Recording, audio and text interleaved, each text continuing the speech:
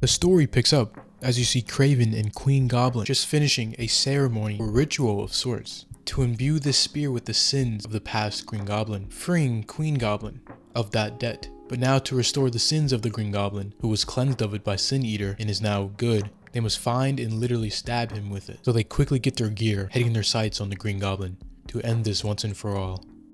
But over at a lab, we see Norman Osborn, who has turned a new leaf, and Peter Parker, who is working for him, talking. Well, that is until the power suddenly cuts out. And Norman, knowing this isn't just a normal power outage, knows something is up, so they both go and get their suits. As Norman Osborn is now the Golden Goblin, a hero to atone for his sins as the Green Goblin. But as he goes to his suit room, he finds Kraven already there, with his suit broken and surrounded by candles, and he plans to use the spear to make him whole, to make him the Green Goblin again. Then we cut over to Spider-Man, as he's now geared up and ready to get into action. He calls out to Norman, and as he approaches the room, he sees Kraven there with him, with the spear, and Spider-Man knows what's up. But Norman, not wanting to make any more mistakes, suddenly shuts the door, slamming it, accepting his fate. But before he fully does, he tries his best one last time and sucker punches Kraven. But all this does at best is buy him a couple more seconds, and as Kraven gets his hands on him and ready to impale him with the spear, suddenly Spider-Man blasts down the door, entering the room, lunging at full speed, saying his spider sense is telling him where the danger is, and how he has to fight against his instincts and go towards it.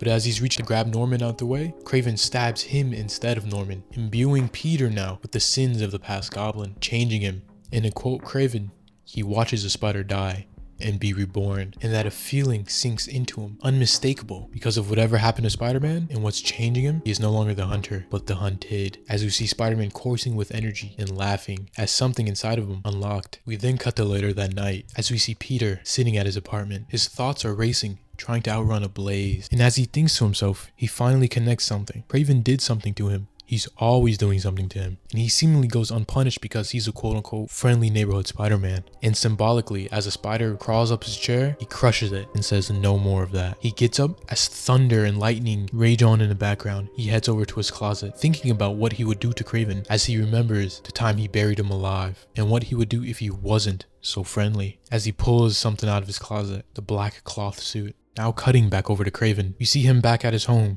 contemplating what to do, as for the first time, he ran, something a hunter would never do. But no, now a new determination rushes inside of him. He gears up and goes to his weapon cache. But suddenly he thinks to himself, why do all these seem heavy? Why can't he choose? Because deep down he knows he doesn't want to be weighed or slowed down. His body and mind knows he is prey. And as he thinks that to himself, we see Spider-Man behind him, all ready to attack to the oblivious Kraven. But then suddenly Spider-Man jabs something into the side of his neck, injecting him with a strange fluid. And suddenly all Kraven's instincts are telling him to run, not fight. And even being taunted by Spider-Man saying, you better get going. But then Kraven looks back, a second's hesitation, saying, I'm Kraven the Hunter.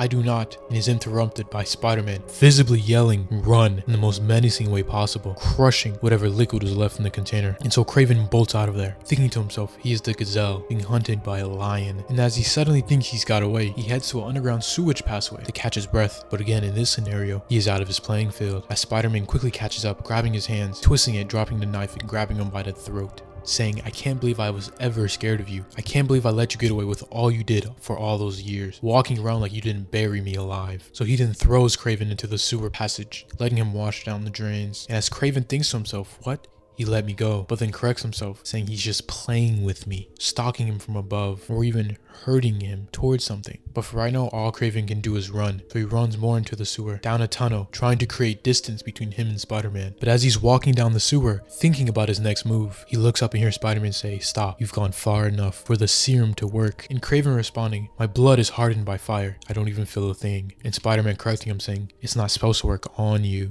And as he says that, hissing can be heard as multiple vermins come out the sewer. And as it turns out, the serum he used on him was just pheromones to attract these creatures. And as they see Kraven there already tired and hurt, they rush him. Kraven does his best, taking a couple down, but there's just too many of them, and he gets overwhelmed. And as they try to bite, claw, and kill him, Spider-Man just stalks from above, watching Kraven helpless in this battle. He decides enough is enough and that Kraven is his prey. So he jumps in effortlessly, throwing one and punching another's teeth in until the others get the message and back off. And then he picks up Kraven's beaten body and drags him along. Kraven, now unconscious, wakes up just to see Spider-Man above him, throwing a gun, saying, here's this, in case you want to skip to the end, throwing Kraven a loaded gun into a casket, burying him just like Kraven did to Spider-Man all those years ago, and then slamming the casket shut, filling it with dirt. And successfully, in his mind, killing and ending Craven, the hunter.